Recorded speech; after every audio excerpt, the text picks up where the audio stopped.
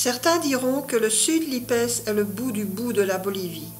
Je suis un peu d'accord avec eux, et c'est sans doute pour cela que j'aime cette région. Mais avant de commencer l'aventure, arrêtons-nous un instant au cimetière des trains d'Uyuni. La première ligne de chemin de fer en Bolivie relie à Antofagasta à Uyuni, qui accueillit son premier train le 20 novembre 1890. Avec le temps et le Chili qui priva la Bolivie de l'accès à la mer, l'activité minière régressa dans les années 40, entraînant dans son déclin de nombreux trains. De ces faits naquit le cimetière des trains oubliés d'Uyuni.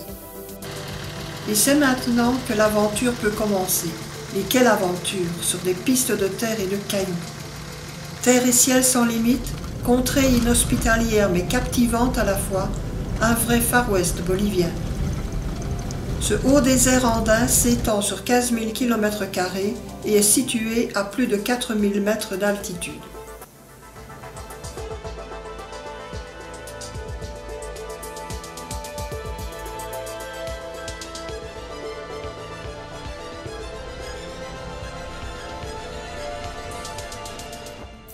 C'est certainement la région la plus spectaculaire des Andes, avec une géographie à couper le souffle.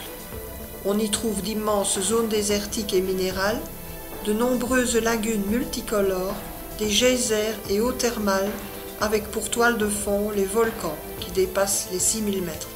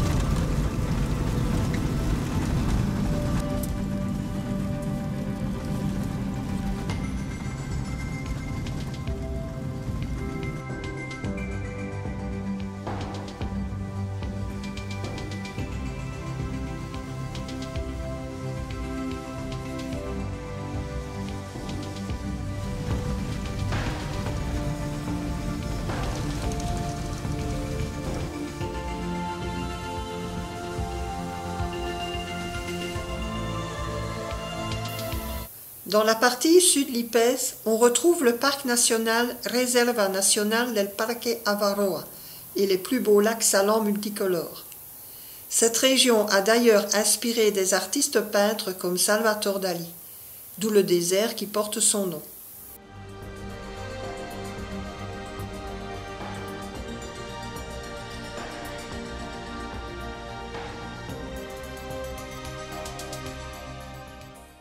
Voici la Laguna Verde, un lac vert émeraude au pied du volcan Licancabur, 5930 mètres.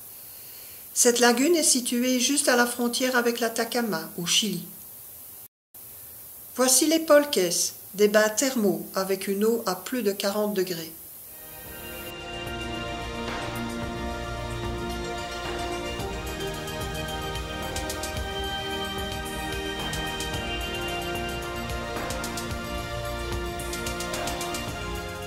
La région est volcanique et au sud de la lagune colorée, on trouve le site des geysers Sol de Mañana, à une altitude proche de 5000 mètres.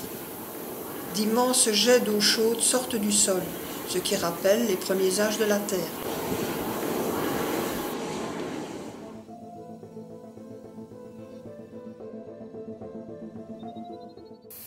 La plus importante lagune est la Laguna Colorada, qui mesure près de 6 km de diamètre à une altitude de 4278 mètres.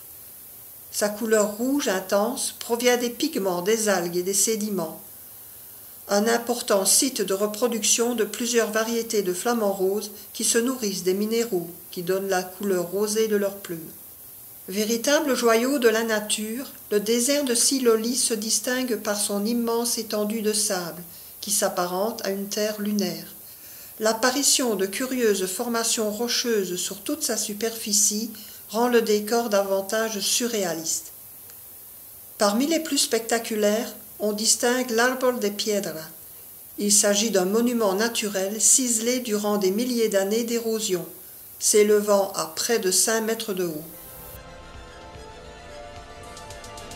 Et ce silence envoûtant. Malgré l'aridité de l'endroit, on peut y rencontrer des copains bien sympathiques, cette Vizcacha par exemple.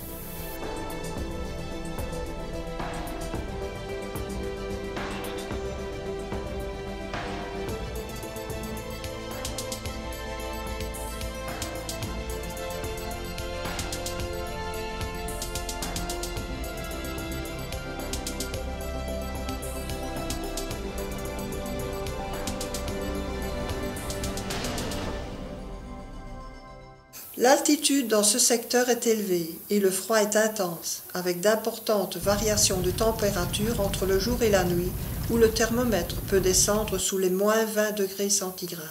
Par chance, cette fois, nous n'aurons que moins 12 degrés, ce qui n'est rien quand on pense que 2 semaines plus tard, la température allait descendre à moins 20 degrés.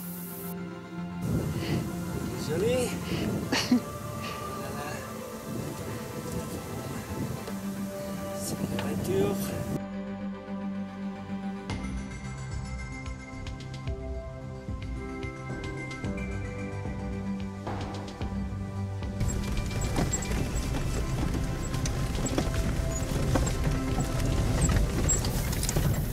Les lagunes se suivent avec des noms qui font rêver.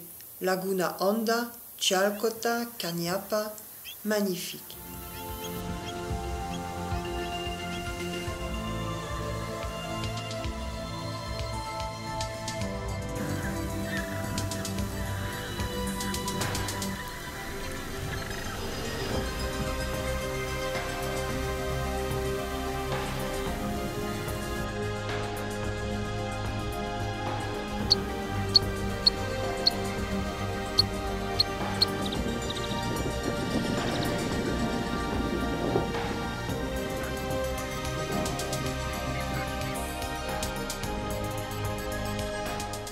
Le volcan Ollagüe culmine à 5868 mètres, entre la Bolivie et le Chili. Il s'agit d'un important stratovolcan composé de nombreuses couches de dépôts d'éruptions anciennes. Et nous voici à la frontière du Chili. Drôle de sensation à la vue de tous ces contrôles.